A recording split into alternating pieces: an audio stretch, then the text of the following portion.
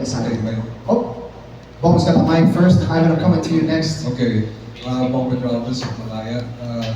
Welcome, Buenos Dias, and Coach Albert. Again, we've been looking at your background just for a little bit. Says what it is. I understand that during your time with the Barcelona PT, that was when Andres Iniesta was also with you, and this is in connection with results. Would you just like to confirm, Coach Albert? It is a connection? But I mean, just to confirm that during your time with Yes. the Barcelona meeting, Andres Iniesta was Yes. also with you, one of their greatest midfielders for Spain, of course. Absolutely. I was assistant coach of Barcelona in that moment, and he was very young, white face, very shy, very humble, and was 15, 16 years old. He played the first game, and then he said to me, the coach said to me, Albert, this is the best player that I ever seen in the Youth Academy of Barcelona. Please don't try to make him better. If we don't make him worse, we did a fantastic job. This is one. And the second nice story about Iniesta was when he played the first game, he made his debut. We won 5-0 at home on television. Fantastic game. He played fantastic. And I saw in the dressing room a player who was sad. And come on, Andres Iniesta, what happened with you? You play fantastic, you make a fantastic debut, and then you are sad? Come on, be happy. No, Albert, I didn't play well. Come on, you play fantastic. No, I lost 2 balls. And that it means the highest standards, the high demandings, and that is why he became one of the best players in the world. Yeah, because this is relative to the follow-up question that I'm going, because you will have a lot of young players that we will need to develop in the national team. So how will you approach that? Because there are a lot of promising players in the national team that you've seen already, in fact, in Berbeka. So what can you say, I mean, given your background as a developmental coach, as one who is able to nurture somebody like Andres to become a superstar in football, how will you approach our own players, our younger players? First is always a combination. In a team, you need older players, players with in their best age to play football, that is 28, 29, 30 years old, but also you always need young players. And again, it's about the talent, because there are players who are ready with 17, 18 years old, 19 years old, already to perform in a high level. You can see that with Lamine Yamal, for example, in Spain. But also there are players that maybe they are ready when they are 22, 23. That it depends how mature they are, not only in the way that they play football, but also in the way that they think in their personal life. That means I will look at them. I love talent. I love players who have talent, and I feel that they are ready to join us, that they can bring value, and they can help the national team to be part of it. I don't have any problem to bring young talents. And of course, we will work together with Norman to help the young players, also with the 23 national team, to follow their careers and also to give the tips to help them what they have to behave, how they have to play. We tell them how we want to play in the national team, that they can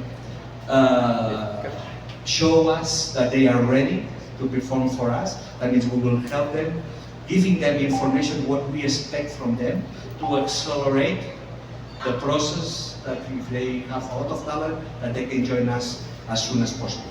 Last question, and we'll give way to our colleagues.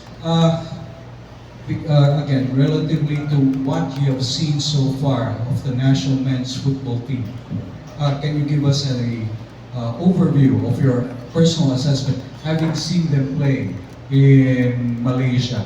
Just for offhand, not necessarily going deeper into the details, but what can you see that are positives and what, in other words, the pros and cons? Thank you very much. First, in Merdeka Cup, I was very happy for one thing, because we had 3 days to change the way of playing. Freddy knows that all the work that we did with the meetings with the players, and when I saw the game against Tajikistan, I already started to show a lot of things that are aligned in the way that we want to play. That means we were We had much more courage to press forward. We had much courage to the 5-second rule after losing the ball, to try to win the ball as quick as possible. We had longer ball possession. That Tajikistan is the team that he loves to have the ball. And we got 53% of ball possession. That means we beat them in ball possession. And also I saw a lot of players that could play in that way, and they love it. I saw the faces of the players at the end of the game that they were happy, they were inspired, and they were proud in the way that they played that game. And that, it gives me a lot of hope. And of course, when you change the way of playing, it's not always like this. There is ups and downs, and we know that now new players are coming in, that there are several players that will join the national team.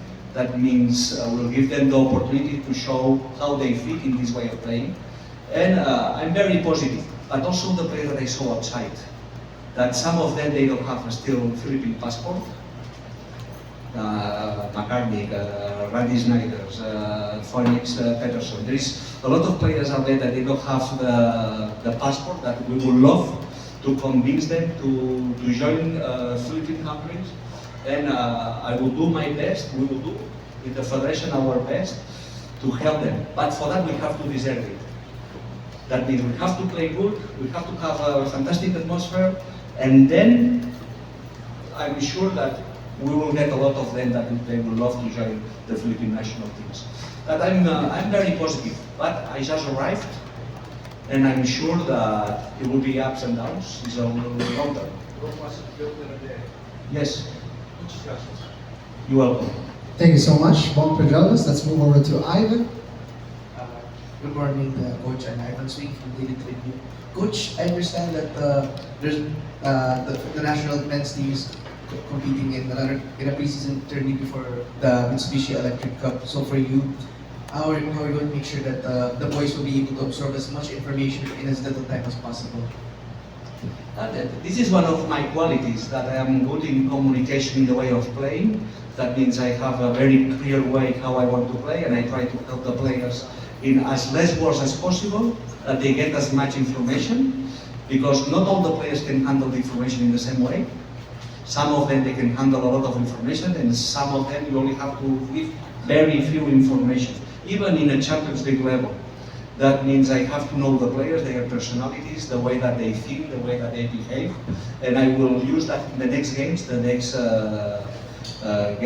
before Mitsubishi Cup and before the Asian qualification, to build the team. And I know in the national team you don't have too much time, but I did it in the Danish national team in the 21 coach. I did it. We did fantastic, and it will work. I'm sure that it will work. And I don't have doubts about that. That means I know how to accelerate this process. Thank you. Thank you, Ivan. Ruff, you've got the mic. Go ahead. Don't be shy. Ruff Serafin. Go for it. Good morning. My question is for Coach Albert or Sir Freddy. How was the conversation with Garrett Holman? He appears to be called up for the upcoming Kings Cup. How was the conversation, and what was his reasons for skipping the national team for the past few windows?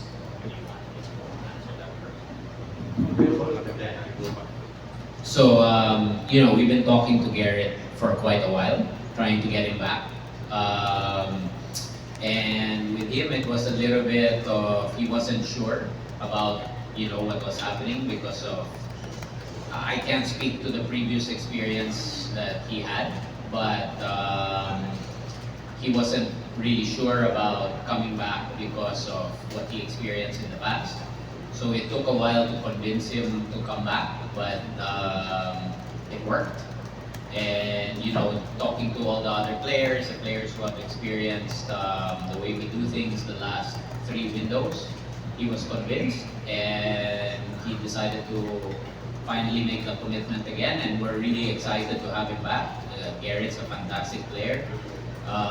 He has to be on the national team, and we're happy and thrilled that he's joining us again. And the fans should be really excited about it. I mean, he's an amazing player, plays in Bundesliga, so it's something that everybody should look forward to. And from my point of view, it was very easy because Freddy did all the hard job. That means then when I had to talk to him, I was only talking to him by phone about our way of playing, how we want to organize the national team, how we train, how we want to play the games, how we want to approach the games, with the courage that we want to play, to give him confidence that he has to join that project. And from my point of view, I didn't see any doubt. For him, it was very clear that he wanted to be here, and that is why I selected, because as I told you, I only want players that they are the commitment to be with the national team. But it was very easy for my side. I have to say thank you, Fred. But this is a teamwork, eh? This is how we work in the federation. Thank you so much, Raf. You're good? Ivan? Okay, so good morning, Ivan. Good morning. Good morning, Ivan from Dugout Philippines. So to Coach Albert as well, since I saw that this is your first time back in Asia after 5 years. So 5 years on, how did you see the Asian football scene evolve, and how will you use that to your advantage now that you're coaching the national team for the Philippines? Okay, I've been in China, in Chongqing, 1 year with Jordi Cruyff, and was my first experience in Asian football. We have a lot of people who's working in Asia in different countries, and I know because Barcelona, of course, is a city of football, and we have coaches all over the world. For me, it's very exciting to know more about Asian football. I like complexity. Of course, the aims that we have in the Philippines are not easy. We know that, but I know they are working very hard, and I like complexity.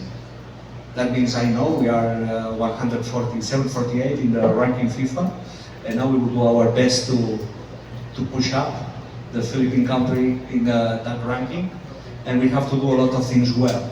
And the first thing I have to do is understand Asian football, that I have to watch a lot of games from Asia, the rhythm of the game, the way that they defend, the way that they attack, the character of the players, also the referees, the way that they referee the games. Is a lot of information that I don't have too much time to put everything in my brain, but I will do my best. And for me, it's exciting.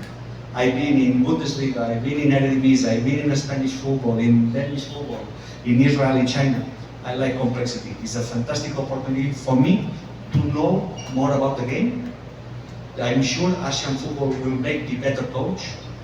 I will learn a lot of things from Asian football, for sure, and I will try to deliver my best. Just a follow-up, since you mentioned that you want to watch some more Asian matches, have you seen some of them, like last night's Kaya's match or even last week's Cebu match here? I watch games in YS Scout, of course, and I watch games on television. Yesterday I was watching the game in Kaya. I was in the stadium, and every time I would have to watch a lot of games, but not only the games from Philippine League, but also the games abroad. That means I have to travel, I have to talk with the players, there is Philippine players all over the world. That means my job is to follow the local league and follow the local players, because I can promise you that if they have enough talent to be in the national team, they will have the chance. But also to follow the players who are abroad, to talk to them, to convince them, and to see how they are performing.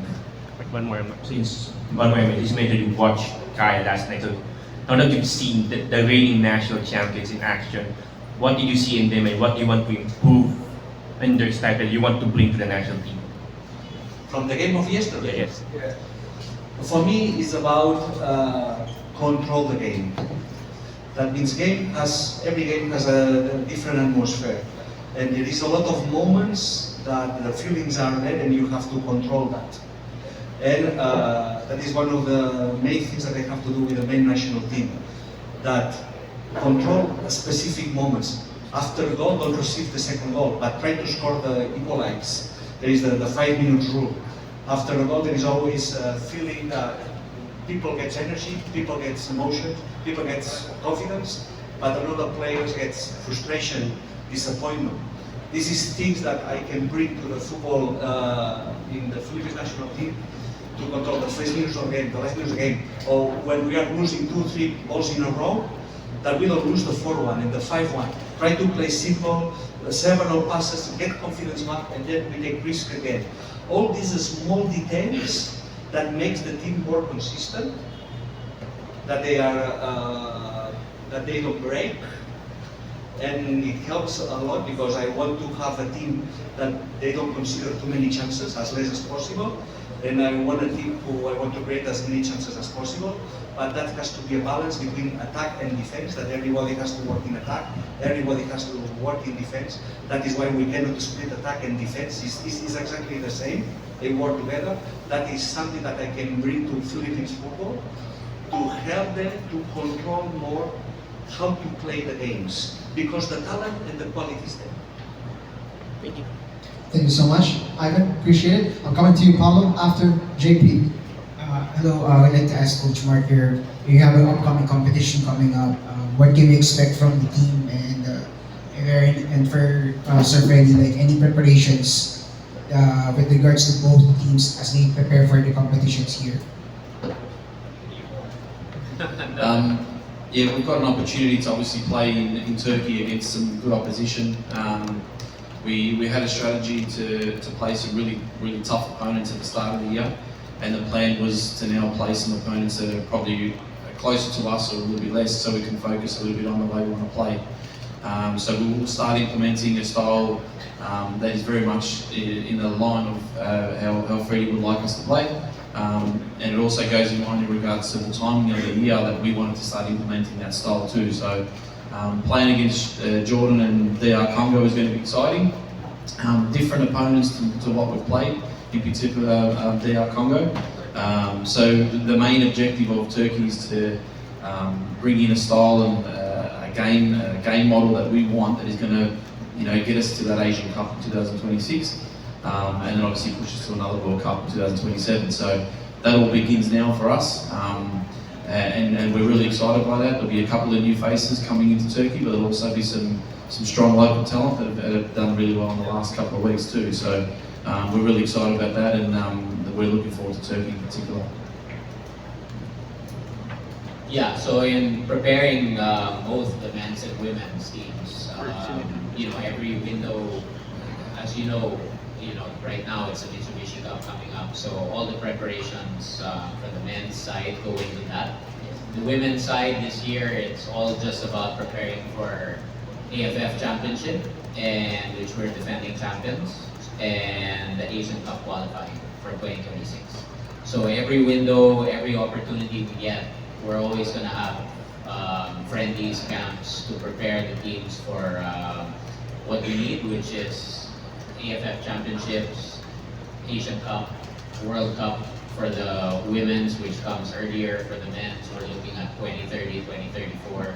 So it is a long process that we're going to go through, and we just have to give the teams, the players, and the coaching staff the best opportunities and the best scenario to which we can achieve these goals. So our job really is to just provide them with that path to get the players ready for those tournaments. You have had like a couple of open sessions between one for each gender. But are you expecting to have that? Yeah, so November, December is going to be really exciting because both teams will be here. So we will have a number of open trainings where media and the fans will have access to watch both the men's and women's. We may do something that we haven't finalized yet that includes both teams. So because in the end they're both under one umbrella now. So the collaboration is going to be, you're going to see more and more collaboration between both teams. You're going to see a very similar style of play with both teams. And so the one thing I'm going to promise the fans is that we're going to play exciting, attacking, up-tempo football, and that's really the way the Philippines has to play moving forward. We have the players and the talent to do it. I believe in the players, we all believe in the players that they can do it, and that's the most important, is that belief that they have in themselves and we have in them to be able to do what we want them to do. Thank you. Thank you so much, JP. Kevin, I'll come to you after. Paulo De Rosario. Guys, Paulo De Rosario from Signal TV, One Sports and Billionario. This one's for Freddie first. Just wanted to ask how you're feeling about the past few months, and of course, are you looking forward to the consistency that no more changes moving forward with regards to the how the composition of the national teams are, and of course, making sure that the development's onward and upward from here with no sudden changes. Yeah, so the consistency of the player-wise, it's a really tricky one because it's, of course, we want our core always complete, but things happen like injuries and sometimes there's personal issues that players deal with that we can't avoid. So those are things that unfortunately come up from time to time. So a lot of times if you don't see a player being called up, it's they backed out because they just got injured. But we're slowly building the core of the men's. Like you can see that there are more familiar faces every window, and some new players coming in, some older players who haven't played in the last 4 or 5 years are coming back. So, and then you're gonna see new faces on both sides, men's and women's, as well as we bring in younger, newer players.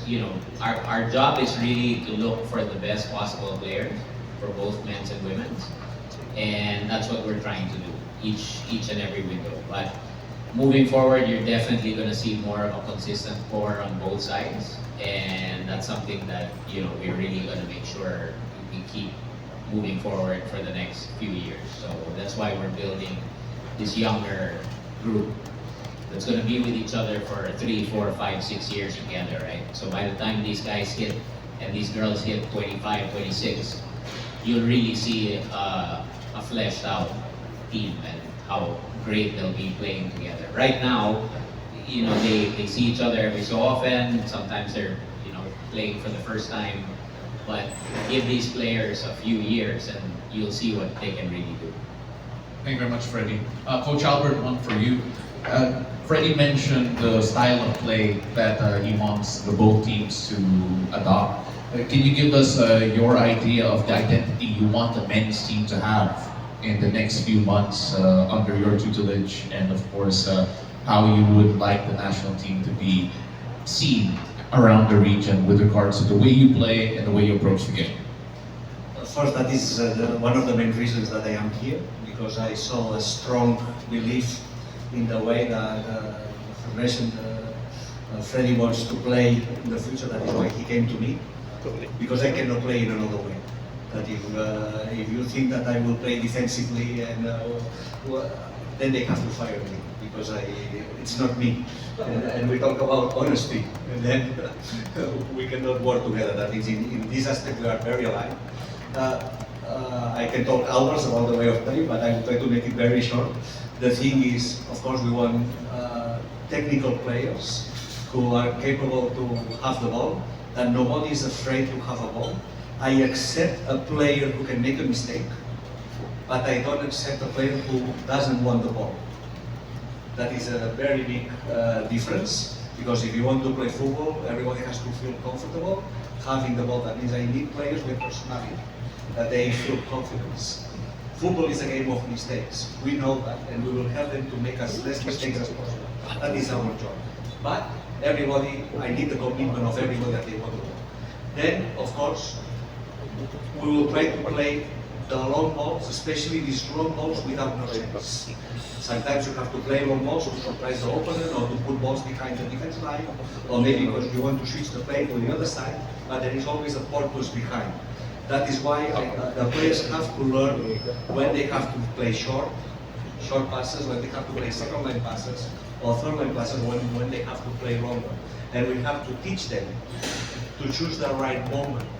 And this is about timing, this is about the small details that we talked before.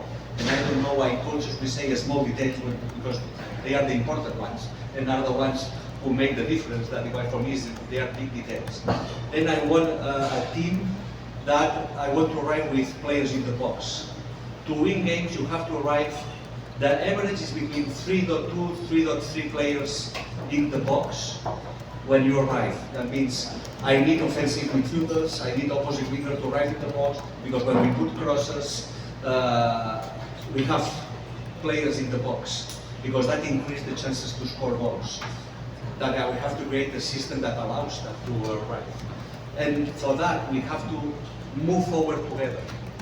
And of course, in transition, I like quick transitions to try to surprise them, but then the defense line have to push up very quick to keep the team as compact as possible, to win the second balls, that we don't receive a counter-attack against us. When we lose the ball, I want a team that press forward, don't drop. The players around press the ball with the real will to steal the ball, with the real will to don't stop 2 meters before or 3 meters before. Try to get the ball, and it doesn't matter if it's 2 against 1, even 3 against 1. Because if we win that ball in the opposite half, then we have more players around. If we are together, and it's easy to keep the ball, and then we will decide if we play a quick counter-attack or we keep the ball. Also, that it depends on the momentum of the game. If it's 0-0 and you have to win the game and it's 10 minutes to go, we will take more risk. But if you are winning 2-0 and you did the job and it's 10 minutes to go, of course we want to score the 3-0, because we always will try to go for the next goal. But it's also very important that you don't receive the 2-1. That means you have to play with the timing, with the moment of the game. Then in defense, I like to have a team who is organized. We defend in zone. We play 4-3-3 with one number 6 to 8 and 10 offensive midfielders, one striker and 2 wingers, very wide, and then we'll make rotations to try to get advantage. And in defense, I like the team to defend in zone, that I want pressure on the ball all the time, that they cannot play inside, but to force them to play outside, to play in you, because then it's much easier to press, and when they play the ball back, try to win meters, to force them to play with the keeper, they play a long ball, and then we have to win that second ball. All these aspects that I like to see with my players, but especially players who play dynamic football, move the ball fast with few touches, and wait the moment to do the special things, because close to the box, I allow the players to have more freedom. When the creativity is there, the talent, the inspiration comes there. And in our half, play more organized, more few touches, try to find the passes between lines, and this is my job to help them. I hope you can see all these kind of things. But I could say many more things, but I think... That was the short version. Yeah, that was a short version. No, Coach Albert, I was going to say, you're making my job easier when I commentate your games in the future. So... Yeah, but I tell you one thing. I love when the journalists know the way that we play. No, absolutely. Because also then you talk with more sense, with more knowledge. And then when you criticize the team, there is more information behind, and I accept that. And but for me, I am open coach, that I like to tell you how I play, and also I like that the opponents know how I like to play. Yeah. Because then they will adapt. And they will have 3 days to adapt the way that we play. And we have different years to develop our way of playing. That I hope, please ask questions about the way of playing, and I will love to answer. We'll do that after the press conference, Coach, if you don't mind. But one for Coach Mark, just so we can get the women's side as well. Coach Mark, you mentioned the style of play, the communication. From your staff's point of view, I know you also have to adapt the way that you are teaching the way to play. How has that worked out for you guys so far? And of course, how could you integrate that, considering the number of local camps have happened? How can you integrate that with the national team moving forward? That's definitely the shortest version, because I'm currently in a condo with Coach Albert, and I get the long version, so it starts from the morning and it ends maybe in the evening. So has it finished yet? No, it's still going, but it's very, very valuable and important to, as coaches, to understand each other, but more importantly, listen and take as much advice from each other. Just like I'm picking up information from him, he's picking up probably information from me as well. And I think the really important thing is to bring one model and one game together for our national teams. Obviously, in the women's space, sometimes things have to be done a little bit different, just because of the type of way that we might want to play, also the type of opponent that we might want to play as well. So we've started to already create that game model and that playing style to be a bit more defined and a bit more of an understanding. We also want to be a little bit more courageous in possession. I think you'll definitely see in the coming tournaments that our players will be more expressive in the front third. That's something that we probably have lacked in the last few games that we've played. purely opponent. We've played against some really good opponents and wanted to protect our space in behind initially. Now it's focusing on what we can do with possession and having a little more information and also experience to discuss. That will also come out, and you'll see that come out. But definitely a clearer game model and a playing style that is more attractive. It's a style that fans, you guys as journalists, want to see, and it's going to put our girls hopefully on a bigger stage, but more importantly, more expressive and exciting to see. We're hoping to see that in the coming months. Thank you so much, Paulo. Kevin, I'm going to get to you real quick though. I'd like to ask a question to Freddie and John. There's been a lot that has been talked about with the style of play, attractive football, being more aggressive. Why do you think this is important for the Philippines to adopt such a style of play? And what do you think might be the impact of seeing this type of play on a more regular basis?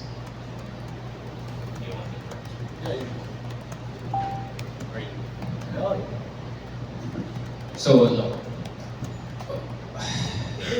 I don't know if you guys ever watched the older games, like when we were playing, when Norman was playing, and how we struggled with preparation, with coaching, and so I come from a generation that all we did was park the bus and play long ball because coaches didn't take the time to really train the national team. They just thought that I have these players and we're just gonna try to grind out the result instead of believing in the players and trusting the skills of the players. And so when I took this job, I knew that we had the players who had the skills, who had the technical ability to play in a better way, and that they weren't being fully utilized to the best of their abilities. And so one of my main goals was to change that style because we have the players that can do it. You have to remember, a lot of our players play in big clubs abroad. These guys aren't, just scrubs. They're really good players, really technical. And it boggles my mind how previous coaches or never believed in these players, never believed that these players could do it. But we always believed that they could, and we believe that they can. And as these players get better and better with their clubs, we bring in more players with better technical ability. It's just going to get better and better. And we had to give them the belief, and we had to give them the courage to do that. And I believe in the last Merdeka, you saw that with the way the players responded. Once you showed them the belief in them, and you gave them the license to be expressive and courageous, you saw it. And that was 1 week with a new philosophy. And it's going to be the same thing with the women. And so that was the one thing I think that, I always had this belief in the players, and I think that was important for the players to feel and the players to be able to be trusted to be able to do that. And so that's what we're doing. And you can see the improvement, as we go on every time. And so I think that's just going to keep continuing. Obviously, it's going to be hard, like Coach said, ups and downs. But we're never going to waver from this. And we're going to make the kids who are now looking at these national team players for inspiration and as their idols to want to play this way and be excited about playing for the Philippines, whether they're a boy or a girl, where they're just going to be like, man, we can play pala like this. We're not just going to sit here, park the bus, and let all the other teams have the ball. No, we can challenge these teams. We can pressure these teams. We can beat these teams. And that's the one thing, is that belief that nobody really believes in these players. And so we always knew that, and now you're seeing the fruits of that come out. Thank you so much, Freddie. Sir John, anything you'd like to add to that? Yeah, just a few things. Actually, I was going to say exactly what he was going to say, but grab the mic before I did. Anyway, well, considering what past men's national teams have achieved, the young husbands, the Philippines, the Aranetas. They've done a lot to get the interest out there, and they've done a fantastic job. But do you really want to just plateau there? Football is an ever-evolving sport. You want to go, until you reach the pinnacle, and that's what we're doing. Like Freddie said, kaya naman pala eh. Kaya naman pala. If anybody's seen the Merdeka Cup, we lost both those games. Were they disappointing? No. Now, our Southeast Asian neighbors are thinking, who are we going up against? The Philippines? Oh, something we have to prepare for. As against you before, it was always almost accepted that, are we going to beat them 3-4 or 5-0? Now they have to prepare for us. And the future's looking bright again with the new direction that being more offensive. And it creates a lot of excitement for the fans. The reason why basketball is very popular in the country is because you score here, you score there, you score here, you score there. Now, to get more people involved in loving the beautiful game, it also has to be, again, exciting. For the women's side, but the Filipinas have the success of the Filipinas. You don't even have to talk about it. I really pity Coach Mark because he's got some big shoes to fill. But I think he's up to the task. We all believe he's up to the task, and as good as they were, we'll try to be better. So yeah, or just to make it more exciting. Thank you so much. Coach Albert, last thing you wanted to add? I only want to add one thing. Football is entertainment. It's entertainment. That means it has to be fun to watch football game. We have to bring hope to the fans, to the audience. That is all about. And that is what we are trying to do, that bring the population to watch our games, to have fun when they are in front of the screens, when they are attending the games live in the stadiums, that they have joy. Because we have the power to make a lot of people happy. And of course, football is also a lot of frustration. That means we will try to make them frustrated as less times as possible, and we will hard to try to make them happier, that they feel proud of our national team. And me as a coach, I spend so many hours watching games, analyzing games, in the trainings, also in front there, and I also want to enjoy. Because if I don't enjoy, it's impossible that the team enjoys playing. Thank you so much. Coach Albert, prepare to be entertained. Folks, I'm going to jump over to, Kevin, I had you on deck, so I'm going to go with you, and then I'm going to go to the back to Anthony. Thank you for joining us. Kevin? Okay, I had a lot of questions. First, we're going to have to limit that to like one or two, okay? Pick your favorite, all right? Pick your favorite question. I only had max of 3, but this might be it. First of all, I would like to ask Albert about his low national experience. Before us, it was with the Denmark U21s, and he find a diamond in the rough, a certain Mikkel Damsgaard, who's now with Brentford right now. Are you like to find a formula in finding the next one that you find like what you did with Mikkel Damsgaard? Yes, I will try. If the talent is there, we will try. But there was a lot of players after this European Cup that we lost against Germany 2-2 when we were winning 2-1, and in the last minute we draw and we lost in penalties and they won the championship. I really believe that we had the chance to win this European. After this, all the players got bigger contracts, not only Damsgaard. That means I hope with the way that we want to play football, the way that we want to with this dynamic, offensive, creative style, I thought also it would be beneficial for the players to be scouted for better things, for better leagues, because this is the type of players that they are looking for. That means modern football is like this. That means if I am a coach in Europe and I'm looking for players in Asia, I will try to look these national teams, these clubs, that they play similar football that we do in Europe. That it will be beneficial, and I'm sure some of them, they will get the chance to have more success.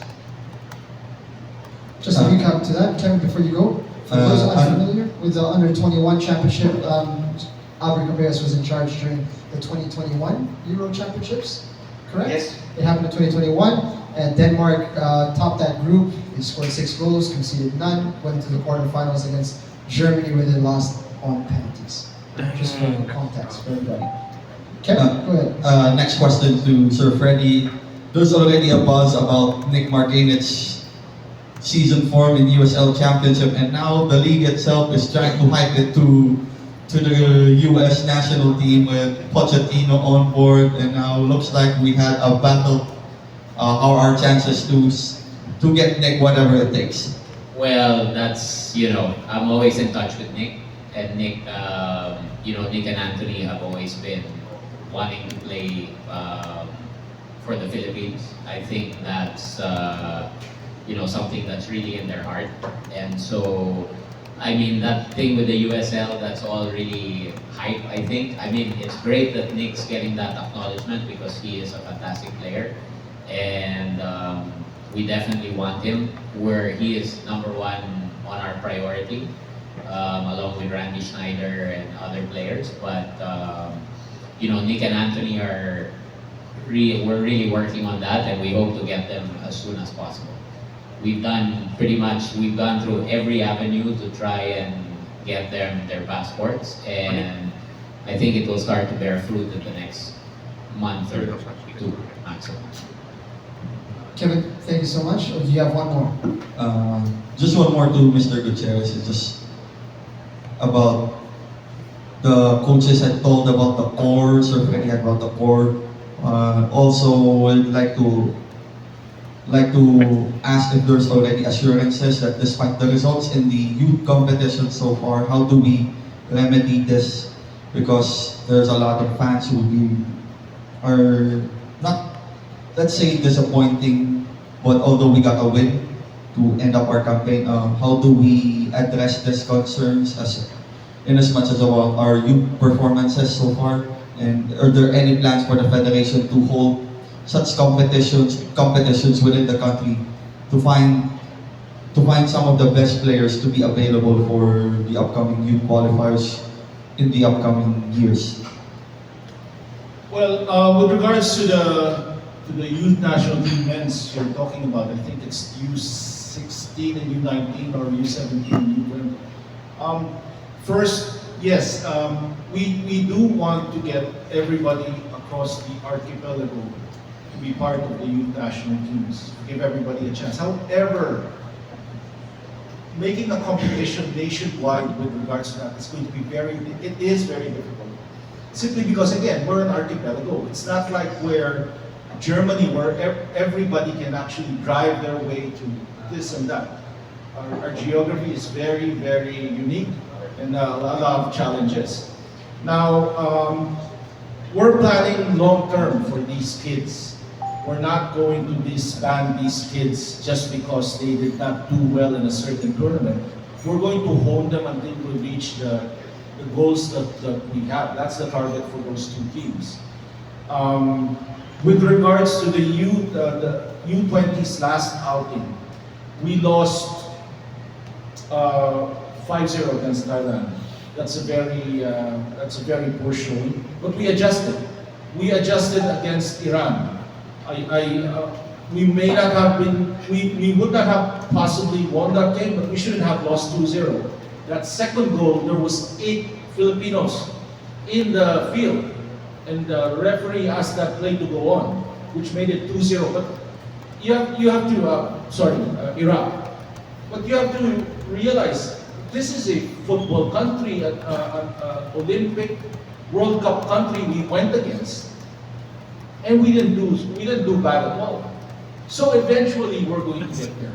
Eventually we're going to get these boys ready, and we'll try to do the same with the girls, so that in 3, 4, 5 years, Coach Albert and Coach Mark will be able to use them And when you're asking about tournaments, I'm not making excuses for these kids, but the number one factor why we lose in the youth tournaments is physicality.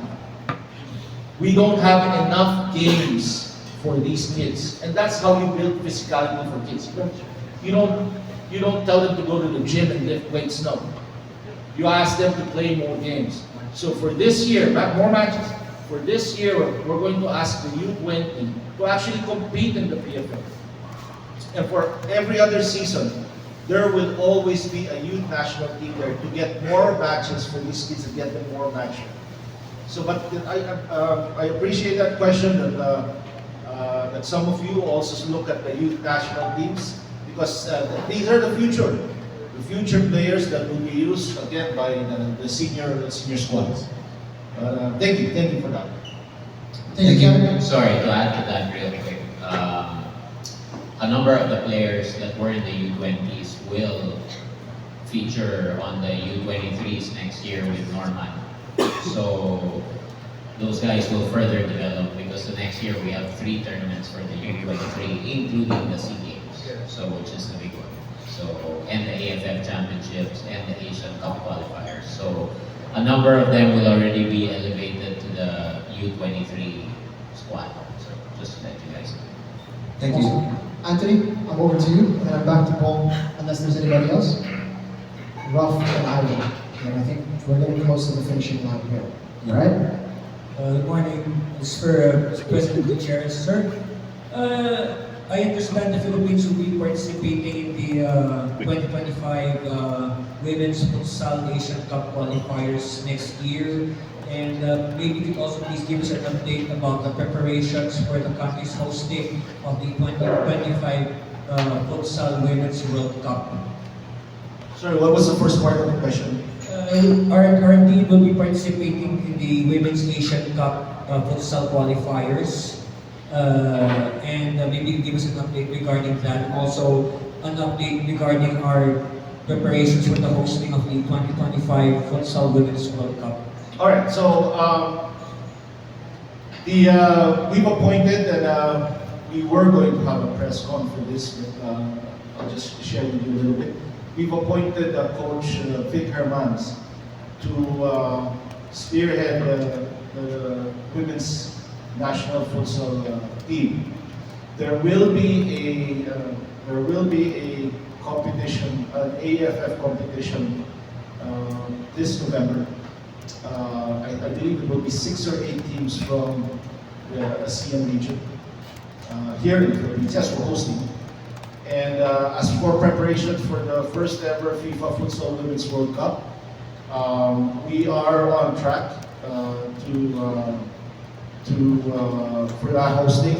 As a matter of fact, the FIFA Council has just confirmed yesterday that we are indeed going to be the host, and they confirmed what dates they are going to be. I think it's November 7, November 21st. November 21 to December 7, 2025. So we're on track for all those preparations. The only teams that are guaranteed for the Futsal Women's World Cup is so far as the host, the Philippines and New Zealand have already qualified for the Oceania region. So there are 2 teams. We're waiting for 14 more qualifiers from the rest of the world. But again, very exciting times for us, for especially for futsal enthusiasts. I would also like to share that some of our women's national team players have committed their services to the futsal women's team simply because some of them actually started in futsal. Some of those players who played in the last Philippine women's team in the last World Cup have said they would be happy to join the futsal team. So it's looking very good. It's looking very good. Thank you, Anthony. Exciting times all around. Women's team, men's team, futsal teams. Bon, Ruff, Ivy. Bon, you first.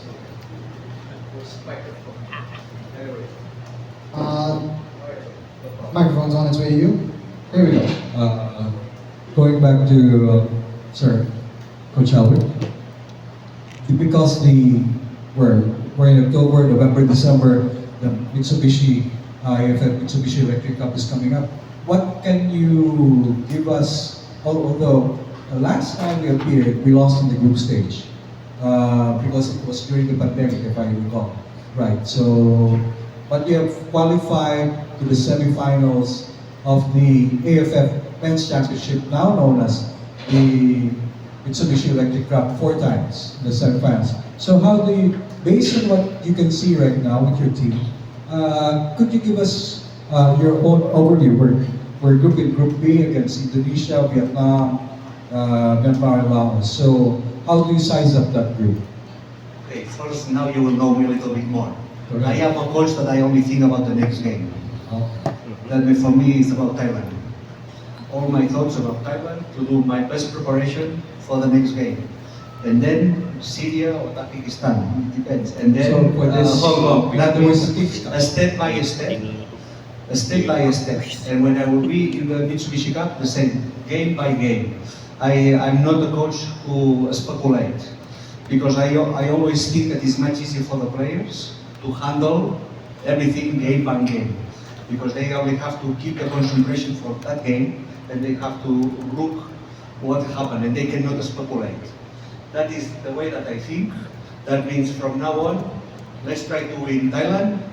We will play as good as we can. We will face them with courage, and let's see with lesson we get from that game, that it will help us for the next game. I don't like to talk about what will gonna happen about in December. I only will tell you that we will try to arrive there with the best squad as possible and the team the best preparation as possible. And then we will try to win that tournament. But again, sometimes the line between winning and losing is a very thin line. That means to win tournaments, sometimes when the moment is there, also you need this type of luck that can make the difference. But that it doesn't mean that we didn't play well. That is why we have to look a lot of things. This is a process, not only for 3 months, for 5 months, for 1 year, for 2 years. That means we have to push in every game. So we read the record question to the King's Cup, not the Mitsubishi Electric Cup. Against Thailand, Thailand is basically based on the international ratings right now, FIFA World Rankings. They're up there compared to us. So what kind of preparations do you have against Thailand in the first game? Pakistan also, they were higher rated than us. Correct. And we already show it. That means, and with 3 days. I'm not afraid of anybody. It's the only thing what I can say. And I'm not, and I won. That means I am a coach that I like to think about our way of playing. Of course, we study the opponents. We try to see the weak points, how we can beat them. I will try to help the players where and how and why we can get advantage. And I will try to prepare the team that from the minute 1, we will try to go for the win. That we will not speculate. And then at the end of the game, let's see if we win or we draw or we lose. But the mentality for me as a coach, and that is what I will try to transmit to my players, that from minute 1, we will face that game trying to win. This is my mentality. Okay, then diverting to Coach Mark, and for someone who has a little bit of historical perspective, we saw even your national team manager play in the what was then known as the Tiger Cup. Coach Mark, there are a lot of former Filipinas and upcoming Filipinas now playing in the women's football. How do you see that in moving forward? For example, in Skip Gilligan, Stalin FC alone, I think there are 4 or 5 of them. And then also in, of course, Thai FC, there are 1 or 2, like Kaylin Lau and Hina Palacio. How do you see that moving forward in our developing? Because you will have as they said, you'll be having looking forward to next year back-to-back actually. The Southeast Asian Games in December, then practically the next month will be the Asian Cup in Australia. So how do you see this development? Some of our Filipinos playing in the local league right now. I think that's one important thing, is that the league is much stronger now with a lot of these players that have returned, but also the introduction of the AFC Champions League for women's, and Kai obviously departing this morning and playing in Thailand. The more tough competition that all our females get in playing, it's going to make them better for the national team.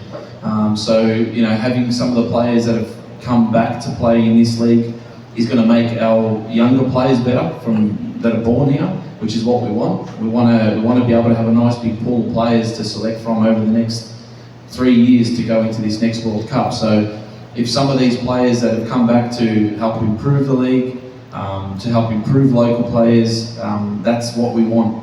But again, the strength of Asia and Asian Champions League for the women is something that's also going to push our players to become better, playing against some of the best teams in Asia. So I'm looking forward to actually seeing how Kay go in the next week. Playing against actually Melbourne City, one of the teams that I know quite well. Secretly, I've helped, given Coach Let some tips on maybe how to beat them. So we're really looking forward to seeing how our national team players go in that space, but also how the league goes and how the cup goes here, and how those players have an impact on the country here. Okay, just one observation, gentlemen. Because of the gray hairs, allow me a little bit of seniority. There has never been a time when the national teams of both Philippine and women's team have, usually they are both, as Coach Jan observed, both islands in an archipelago, but for the very first time, there's a bridge between national teams, and I find that a very significant development as far as Philippine football is concerned. Thank you very much. Can I just jump in on that? That was the most exciting thing in the last couple of weeks that I've felt, is there's a connection and being together in November, December, and being able to support each other is going to be really exciting for the players, but also for us as staff. And I think that's a really good thing that we've put together here. And we plan to have both teams here more often. It's high time that the both national teams are playing in the Philippines more than once a year, twice a year. Thank you very much. We're down to our final question. Ralph, who speaks for the people, take it away, sir. All right, good morning. Speaking of putting the team here in the Philippines, more home games. Our national stadium, the Rizal Memorial Stadium, a lot of international opponents, club level, international level, has been complaining and have prepared their dissatisfaction for the pitch. Is the PFF anywhere near talking with the PSC and renovating the pitch? Do we have even plans? Well, the pitch was supposed to be renovated already last July, August, but there were unforeseen delays, and so it was supposed to be replaced this December, but unfortunately we need to use the field, so it will be delayed till January. And so what's going to happen is in the beginning of November, the field's going to be completely refurbished and prepared for the friendlies and the Mitsubishi Cup. So the company that manages the field will do their best to make sure that the field is of a better standard than it is right now. And by early next year, we'll have a new pitch in Rizal Memorial. Going back for the national team roster-wise, we asked what happened to Neil Edridge, why didn't he play in the last game of the Merdeka Cup, and why hasn't he been called up for the upcoming Kings Cup?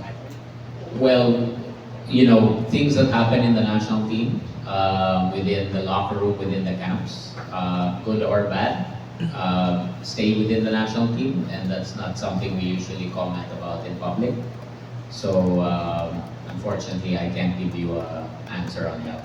So it wasn't about merit or having a better goalkeeper, it was a locker room issue? No, it's no issue at all. If you want, I can say something. There is not only Neil who has not been selected, there is more players. Of course, Neil deserves all the respect for everything what he has done for the national team. He have all our appreciation for that, but it has been more players that have not been selected. And we are following a lot of players that it fits in the way of playing. We know Neil, and let's see what happens in the future. But please, we have big respect for Neil, and let's see what happens in the future. Going once, twice, 3 times. Thank you all, everyone, for all of your questions.